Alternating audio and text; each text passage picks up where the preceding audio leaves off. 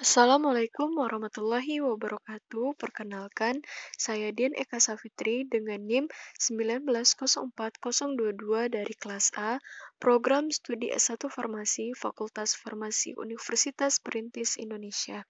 Pada kesempatan kali ini, saya akan menjelaskan bagaimana struktur yang ada pada bakteri. Langsung saja kita ke materi yang pertama. Nah, ini ada gambar bakteri ya, teman-teman bisa lihat di sini.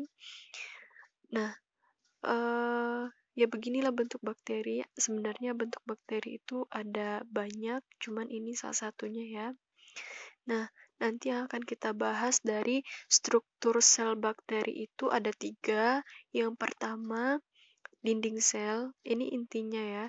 Struktur dari sel bakteri itu yang pertama dinding sel, yang kedua adalah bagian internal, dan yang ketiga adalah bagian eksternal. Nah, sebelum ke struktur sel, kita akan mengenal tentang bentuk-bentuk dari bakteri. Nah, sebenarnya bakteri ini umumnya memiliki 3, yaitu ada kokus, ada spiral, dan juga ada basil, seperti yang digambar ini. Nah, yang kokus itu pertama dibagi lagi menjadi beberapa. Ada yang diplococcus, ada yang monococcus, ada yang streptococcus, dan lain-lainnya. Tergantung bentuk gerombolannya. Begitu juga dengan spiral. Spiral itu seperti untayan. Dan juga yang basil. Yang basil itu ada monobasil, ada diplobasil, dan ada streptobasil. Nah, pada kesempatan kali ini kita hanya membahas tentang struktur sel bakteri. Insya Allah di kesempatan yang lain kita akan membahas bentuk-bentuk dari bakteri itu sendiri. Nah, yang digambar ini uh, menurut teman-teman bakteri yang macam apa? Maksudnya yang bentuknya yang bagaimana? Ya, betul, bentuknya adalah basil. Oke, kita langsung ke materi yang pertama. Yang pertama adalah dinding sel.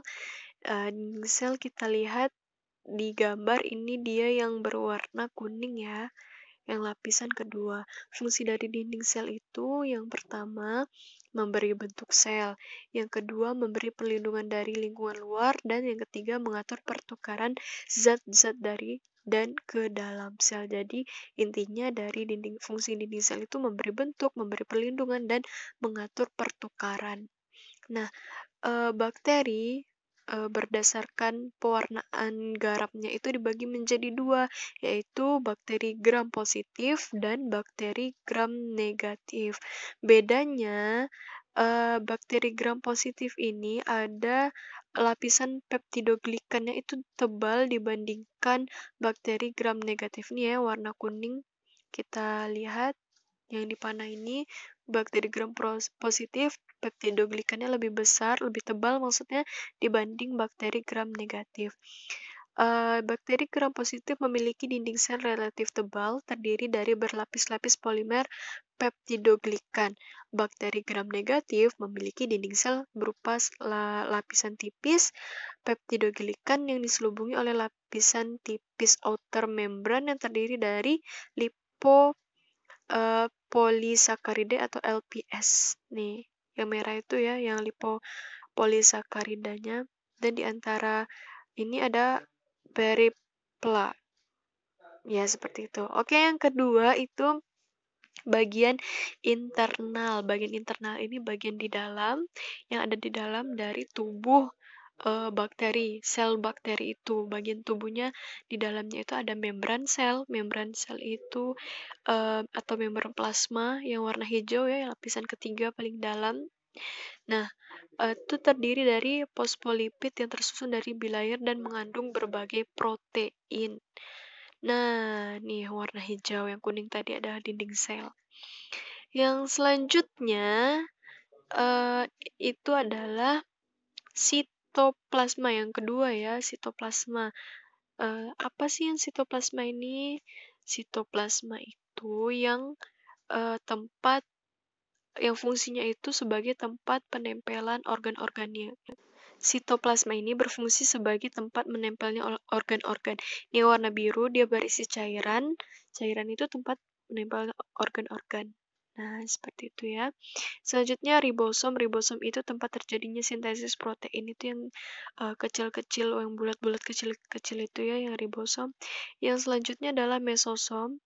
Itu fungsi mesosom itu menghasilkan energi, membentuk sel dinding baru saat pembelahan sel, dan menerima DNA saat konjugasi.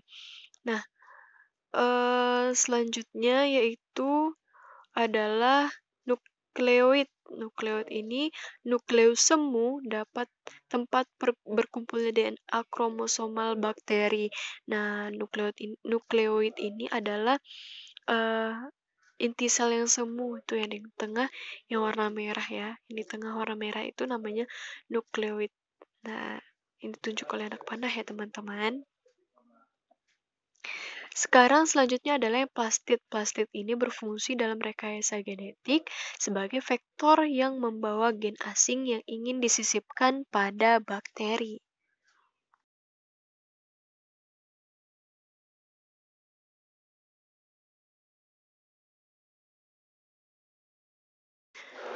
Bagian terakhir yaitu bagian eksternal. Di bagian eksternal ini berarti bagian luar dari bakteri. Ini cuma ada 3, ada flagella, pili, dan juga kapsul atau envelope. Yang pertama flagella ini yang ditunjukkan oleh anak panah atau biasa disebut sebagai alat getar. Berfungsi sebagai alat bulu getar maksudnya ya. Berfungsi sebagai alat gerak. Struktur utama adalah protein yang disebut flagellin, bersifat fleksibel, ukuran diameternya 10-15 mikrometer dengan panjang 10-20 mikrometer. Berdasarkan tempat dan jumlah flagella itu dibagi menjadi 5 golongan. Yang pertama atrik. Atrik itu tidak mempunyai flagella, bakteri yang tidak memiliki flagella. Yang kedua monotrik. Monotrik itu memiliki satu flagella di bagian sisinya, terserah yang kanan, kiri, atas, bawah, terserah. Yang selanjutnya adalah lovotrik.